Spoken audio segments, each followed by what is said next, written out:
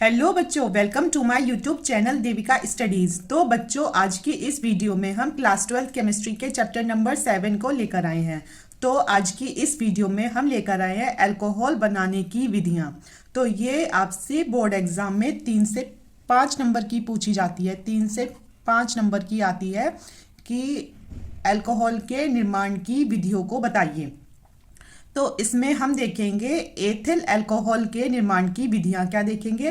तो इसमें हम देखेंगे एथिल अल्कोहल जो कि होता है हमारा C2H5OH, इसके निर्माण की विधियां। तो आज हम इसकी विधियों को देख रहे हैं। तो पहली विधि है एथिल एसीटेट से। किससे? एथिल एसीटेट से एथिल अल्कोहल कैसे प्राप्त करते हैं? तो ये आपसे सीधा क्वेश्चन भी एग्जाम में पूछा गया है कि एथिल एसीटेट से एथिल अल्कोहल कैसे प्राप्त करोगे। तो इसीलिए ये वाली तो सबसे इम्पोर्टेंट है विधि। तो एथिल एसीटेट से एथिल अल्कोहल कैसे प्राप्त करोगे? तो आप सबसे पहले ये लिख कर आना कि जब एथिल एसीटेट की क्रिया सोडियम हाइड्रोक्साइड मतलब क्षार के साथ कराते हैं तो एथिल अल्कोहल प्राप्त होता है। कैसे होता है एथिल अल्कोहल प्राप्त? कि जब एथिल एसीटेट की क्रिया सोडियम हाइड्रोक्साइड यानी क्षार के साथ कराते हैं तो एथिल अल्कोहल प्राप्त होता है। अब ये एथिल एसीटेट क्या होता है? एसीटेट क्या होता है? तो एसीटेट होता है बच्चों, एसीटेट एसीटेट का सूत्र होता है CH3COO। तो जहां भी आपको ये दिखे CH3COO तो समझ जाओ कि वो क्या है। तो वो है एसीटेट। और सामने क्या है? मतलब इसके आगे है एथिल। एथिल होता है C2H5। क्या होता है? C2H5। तो एथिल एसीटेट तो हम लिखेंगे यहाँ CH3COO C2H5 की क्रिया किससे होनी है?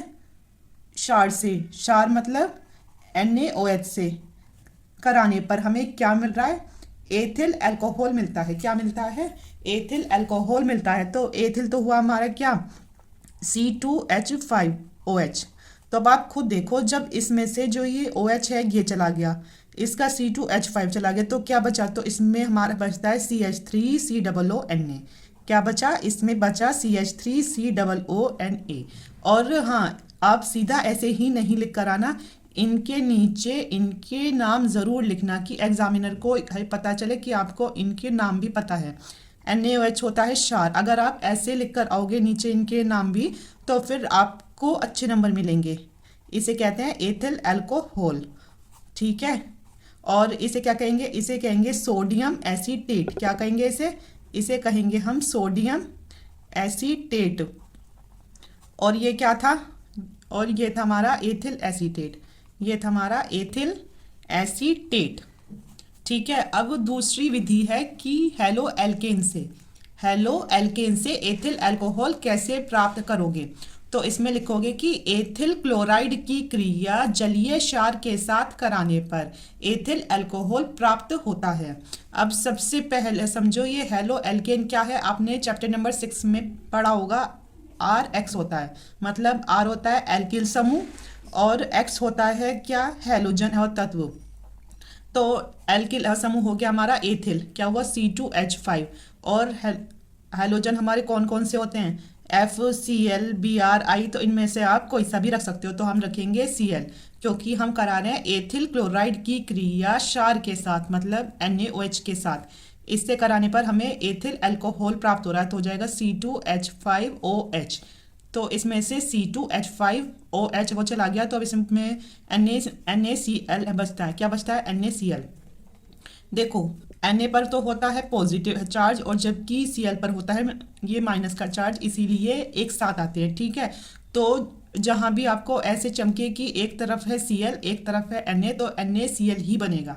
ठीक है। तो इसका अब हम नाम कर देते हैं। तो ये था एथिल क्लोराइड, इसका नाम है एथिल क्लोराइड, इसका नाम है क्षार और इसका नाम है एथिल अल्कोहल। क्या है? एथिल अल्कोहल है इसका नाम। अब हमारी तीसरी विधि है जल अपघटन से। तीसरी विधि क्या है? तीसरी विधि है जल अपघटन से। तो इसमें क्या होता है? तो इसमें होता है कि जब एथिल ब्रोमाइड का सिल्वर हाइड्रोक्साइड के साथ जल अपघटन कराते हैं तो एथिल अल्कोहल प्राप्त होता है। तो एथिल ब्रोमाइड मतलब C2H5Br का किसके साथ करा रहे हैं, सिल्वर हाइड्रोक्साइड मतलब AgOH के साथ क्या करा रहे हैं, इसका करा रहे हैं हम जल अपघटन। और जब इसके साथ जल अपघटन कराते हैं तो हमारा एथिल अल्कोहल प्राप्त होता है। तो C2H5 आ गया, OH आ गया, तो अब क्या बचता है Ag और Br। और जहाँ ये Ag और Br हो ये एक साथ ही आते हैं AgBr, ठीक है। तो ये तो हमारा इसमें बनता है एथिल अल्कोहल। क्या है, एथिल अल्कोहल। और ये क्या था, ये था हमारा एथिल ब्रोमाइड, एथिल ब्रोमाइड, ठीक है। अब इसके निर्माण की चौथी विधि है क्या, कि एसीटेल्डिहाइड के अपचयन द्वारा। किसके द्वारा, एसीटेल्डिहाइड के अपचयन द्वारा। अब ये अपचयन क्या होता है, तो बच्चों अच्छे से समझो। ऑक्सीकरण क्या होता है, पहले इधर समझाते हैं। ऑक्सीकरण का मतलब होता है हाइड्रोजन को छोड़ना, हाइड्रोजन छोड़ना, ठीक है। ऑक्सीकरण का मतलब होता है हाइड्रोजन को छोड़ना। और जबकि अपचयन का मतलब क्या होता है, अपचयन का मतलब होता है हाइड्रोजन को जोड़ना, ठीक है। ऑक्सीकरण का मतलब होता है हाइड्रोजन को छोड़ना, और जबकि अपचयन का मतलब होता है हाइड्रोजन को जोड़ना। तो इधर क्या हो रहा है, तो इधर हो रहा है अपचयन, तो इसमें क्या होगा, इसमें हाइड्रोजन को जोड़ेंगे, ठीक है। तो एसीटेल्डिहाइड में क्या करना है, एसीटेल्डिहाइड क्या होता है, तो एसीटेल्डिहाइड होता है CH3CHO। क्या होता है, CH3CHO। एसीटेल्डिहाइड में क्या होता है, CHO होता है, याद रखना। तो इसमें है कि एसीटेल्डिहाइड के अपचयन द्वारा, तो इसमें लिखो गया कि एसीटेल्डिहाइड का लिथियम एल्यूमिनियम हाइड्रोक्साइड, किससे, लिथियम एल्यूमिनियम हाइड्रोक्साइड मतलब LiAlH4 द्वारा अपचयन कराने पर एथिल अल्कोहल प्राप्त होता है। तो एसीटेल्डिहाइड क्या होता है, एसीटेल्डिहाइड होता है CH3CHO। क्या होता है, CH3CHO। दोबारा इसलिए बोला जाता है कि आपको और भी अच्छे से समझ में आ जाए और आपको ये सब अभिक्रियाएं जल्दी से याद हो जाएं। तो ये होता है एसीटेल्डिहाइड, इसकी हाइड्रोजन के साथ क्रिया कराई मतलब इसका अपचयन कराया, और किसकी उपस्थिति में, तो लिथियम एल्यूमिनियम हाइड्रोक्साइड LiAlH4 की उपस्थिति में इसका अपचयन कराया, तो एथिल अल्कोहल प्राप्त हुआ मतलब C2H5OH। अब इसमें से C2 आ गया, ठीक है। H कितने, 3 4 और एक 5वां H ये रहा, O आ गया, ठीक है। देखो H हमारे हो गए ना पूरे 3 4 5 H तो ये आ गए, लेकिन एक H और एक्स्ट्रा है। तो अगर हम इसे दुगना कर लें तो कितने H हुए, अब हमारे पास 3 4 5 6 H हो गए, और 5 H ये रहे और छठा H ये रहा, ठीक है। तो अभी हमारी पूरी हो गई है बैलेंस, तो हमें मिलता है एथिल अल्कोहल। क्या मिला, एथिल अल्कोहल। तो ये थी हमारी अल्कोहल के निर्माण की विधियां, या फिर एथिल अल्कोहल के निर्माण की विधियां। तो बच्चों एग्जाम में सीधा पूछ लिया जाता है कि अल्कोहल के निर्माण की 3 विधियां लिखो। क्या पूछा जाता है, तो एग्जाम में सीधा पूछ लिया जाता है कि अल्कोहल के निर्माण की 3 विधियों को लिखो, और ये आपके लिए मोस्ट इंपॉर्टेंट है, तो इसे अच्छे से तैयार कर लेना कि एथिल अल्कोहल के निर्माण की विधियां। आइए तो अब हम इसके रासायनिक गुण को देखते हैं। तो सबसे पहला है निर्जलीकरण। इसके रासायनिक गुण भी अलग से कभी कभी पूछ लिए गए हैं एग्जाम में। तो सबसे पहला है इसका रासायनिक गुण निर्जलीकरण। तो निर्जलीकरण क्या होता है, इसका मतलब होता है H2O का निकलना। क्या होता है, H2O का निकलना, मतलब इसमें क्या निकलता है, इसमें निकलता है जल। तो इसमें क्या होगा कि सांद्र सल्फ्यूरिक अम्ल की उपस्थिति में, किसकी उपस्थिति में, तो हम यहाँ लिखेंगे सांद्र सल्फ्यूरिक अम्ल मतलब H2SO4 की उपस्थिति में 443 केल्विन ताप पर, कितने पर, 443 केल्विन ताप पर एथिल अल्कोहल को गर्म करने से, किसे, एथिल अल्कोहल मतलब C2H5OH को गर्म करने पर एथिलीन प्राप्त होता है। क्या प्राप्त होता है, एथिलीन। एथिलीन होता है C2H4। क्या होता है, C2H4 होता है हमारा एथिलीन। और जब देखो ये क्या है, C तो 2 हैं, H कितने हो गए, 5 ये रहे और 1 ये रहा, तो कितने हो गए, 6 H हो गए।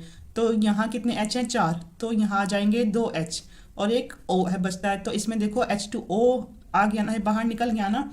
तो इसका मतलब ये होता है, मतलब जो हमारा ये निर्जलीकरण का मतलब होता है कि H2O का निकलना। तो इसमें होगा कि सांद्र सल्फ्यूरिक अम्ल की उपस्थिति में 443 केल्विन ताप पर एथिल अल्कोहल को गर्म करने से एथिलीन प्राप्त होता है। अब दूसरा है हमारा एसिटिक अम्ल से क्रिया। किससे क्रिया? एसिटिक अम्ल से क्रिया। तो ये भी मोस्ट इम्पॉर्टेंट है क्योंकि ये एग्जाम में पूछी गई है और इसमें तो सीधा पूछ लिया गया कि एस्टरीकरण क्या है या फिर एस्टरीकरण की अभिक्रिया लिखो। तो इसमें क्या होता है? इसमें होता है एसिटिक अम्ल से क्रिया। एसिटिक अम्ल क्या होता है आपको आगे बताया था, तो वो होता है CH3COOH। क्या होता है? CH3COOH होता है हमारा एसिटिक अम्ल। तो इसमें लिखेंगे कि सांद्र सल्फ्यूरिक अम्ल की उपस्थिति में, किसकी में? सांद्र सल्फ्यूरिक अम्ल। तो यहाँ आया सांद्र H2SO4 की उपस्थिति में एथिल अल्कोहल की क्रिया। एथिल अल्कोहल मतलब C2H5OH की क्रिया। एसिटिक अम्ल मतलब CH3COOH से कराने पर हमें क्या मिलता है? Ethyl acetate. एथिल एसीटेट या फिर उसे एस्टर भी कहते हैं। तो एथिल एसीटेट होता है हमारा CH3COOC2H5। क्या होगा? अभी बताया था एसीटेट होता है CH3COO और एथिल लग गया मतलब C2H5 हो गया। इसे क्या कहते हैं? इसे एस्टर कहते हैं। एस्टर कहते हैं, ठीक है। और इसमें देखो CH3 ये रहा, C2H5 ये रहा और COO ये रहा। तो ये तो सब आ गए, है ना। एक H ये बचा, एक H ये और एक ये O। तो फिर क्या निकलेगा? H2O निकलेगा इसमें, ठीक है। तो ये इंपॉर्टेंट है, सीधा ये भी पूछा जा सकता है कि एसिटिक अम्ल से एस्टर कैसे बनाते हैं। तो एसिटिक अम्ल से ऐसे एस्टर बनाते हैं कि सांद्र सल्फ्यूरिक अम्ल की उपस्थिति में एथिल अल्कोहल की क्रिया एसिटिक अम्ल से कराने पर एथिल एसीटेट या फिर एस्टर बनता है। इस अभिक्रिया को एस्टरीकरण कहते हैं। और इसमें ये तो हमारा एसिटिक अम्ल क्या है ये? तो ये हमारा एसिटिक अम्ल। और आप इनका साथ के साथ स्क्रीनशॉट लेते हो जाइए कि ताकि आपको आसानी हो करने में। और ये होता है हमारा एथिल अल्कोहल। क्या है? Ethyl alcohol. अब हमारी तीसरी अभिक्रिया कौन सी है? तीसरी है हमारी हैलोजन अम्ल से क्रिया। किससे क्रिया? हैलोजन अम्ल से क्रिया। तो आपको पता है कि हैलोजन तत्व होते हैं FClBrI। अगर बोला जाए हैलोजन अम्ल तो मतलब H आगे हो लगा दो उसके, ठीक है। तो हम इसमें लेंगे कि एथिल अल्कोहल की क्रिया हैलोजन अम्ल से कराने पर एल्किल हैलाइड प्राप्त होता है। क्या प्राप्त होता है? एल्किल हैलाइड प्राप्त होता है। तो इसमें हम लेते हैं ethyl alcohol C2H5OH। Ethyl alcohol, इसमें हम लेंगे एथिल अल्कोहल की क्रिया किससे कराएंगे? हैलोजन अम्ल मतलब HCl। हैलोजन अम्ल हुआ HCl। इसकी क्रिया इससे कराने पर एल्किल हैलाइड प्राप्त होता है मतलब C2H5Cl। C2H5Cl आ जाएगा तो H2O निकल जाएगा। तो ये हुआ हमारा एथिल क्लोराइड बनेगा। क्या बनेगा? एथिल क्लोराइड बनता है, ठीक है। अब चौथा रासायनिक गुण है इसमें हमारा कि एसिटिल क्लोराइड से क्रिया। किससे? एसिटिल क्लोराइड से क्रिया। तो एसिटिल क्लोराइड होता है, एसिटिल होता है कि CH3CO होता है एसिटिल। एसिटिल होता है CH3CO। तो आप इसमें लिखोगे कि एथिल अल्कोहल की क्रिया एसिटिल क्लोराइड से कराने पर एथिल एसीटेट प्राप्त होता है। क्या प्राप्त होता है? एथिल एसीटेट प्राप्त होता है। आप इन्हें अभिक्रियाओं को हल्के में मत ना लीजिए, ये एग्जाम में सीधी भी पूछे हो जा सकती है कि एसिटिल क्लोराइड की क्रिया अगर एथिल अल्कोहल से कराएंगे तो हमें क्या प्राप्त होगा। तो इसीलिए इन्हें 3-4 बार आप जरा रफ पेज पर करके देखना, जब ही आपको अच्छे समझ में आएंगी। तो इसमें होता है कि एथिल अल्कोहल C2H5OH की क्रिया एसिटिल क्लोराइड मतलब CH3COCl। क्या है? CH3COCl। एसिटिल तो हो गया कि CH3CO और Cl हुआ क्लोराइड।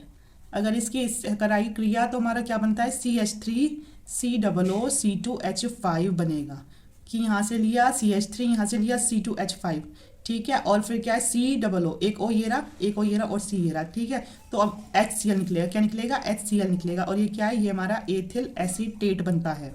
एथिल एसीटेट बनता है। तो ये थे हमारे एथिल अल्कोहल के 4 रासायनिक गुण। एक तो हमने कराई है एथिल अल्कोहल के बनाने की विधि। तो आपको 4 विधियां कराई गई हैं। तो आपको इसमें ये 4 विधियां कराई गई हैं। आप इनमें से जो भी आपको इजी लगे वो 3 कर लेना विधियां, ठीक है, 4 ना करके, क्योंकि एग्जाम में 3 ही विधियां पूछी जाती हैं, अगर पूछी भी गई हैं तो एग्जाम में, ठीक है। और या फिर एग्जाम में क्वेश्चन ऐसे आएगा कि अल्कोहल के निर्माण की विधियों को लिखो और इसके रासायनिक गुण और उपयोग भी लिखो। अगर ऐसे आता है तो ये पूरे आएगा 5 नंबर का क्वेश्चन। और अगर सीधा पूछा गया कि सिर्फ इसके निर्माण की 3 विधियों को लिखो, तो ये क्वेश्चन आएगा आपका 3 नंबर का। अब हम देखेंगे इसके उपयोग। तो इसके उपयोग क्या है, 5 उपयोग ही लिख कर आने हैं आपको। तो अल्कोहल क्या होता है, अल्कोहल होती है शराब, या जिसे दारू भी कह देते हैं। तो इसका उपयोग औषधि बनाने में किया जाता है, यानी दवाइयों को बनाने में भी किया जाता है। और दूसरा इसका उपयोग है कि पेंट आदि में विलियन के रूप में भी इसका उपयोग किया जाता है, कि जैसे जो पेंट करते हैं उसमें जो विलियन बनाते हैं उसमें भी इसका उपयोग किया जाता है। तीसरा, जो हमारे सौंदर्य प्रसाधन होते हैं जैसे साबुन हुई या इत्र हुआ, इसमें भी हमारा शराब का यूज किया जाता है। चौथा है पेय पदार्थों के रूप में, मतलब पीने में भी इसका यूज होता है। और 5वां है कार्बनिक यौगिक जैसे क्लोरोफॉर्म, एस्टर, ईथर आदि के निर्माण में। किस किस के निर्माण में, जो ये कार्बनिक यौगिक होते हैं जैसे क्लोरोफॉर्म हुआ, एस्टर हुआ, ईथर हुआ आदि, इनके निर्माण में भी हमारा अल्कोहल का यूज होता है। तो आज की वीडियो में इतना ही। आई होप बच्चों आपको आज की वीडियो पसंद आई। अगर पसंद आई है तो आप चैनल को सब्सक्राइब करना, वीडियो को लाइक, शेयर और कमेंट जरूर करना। Thank you.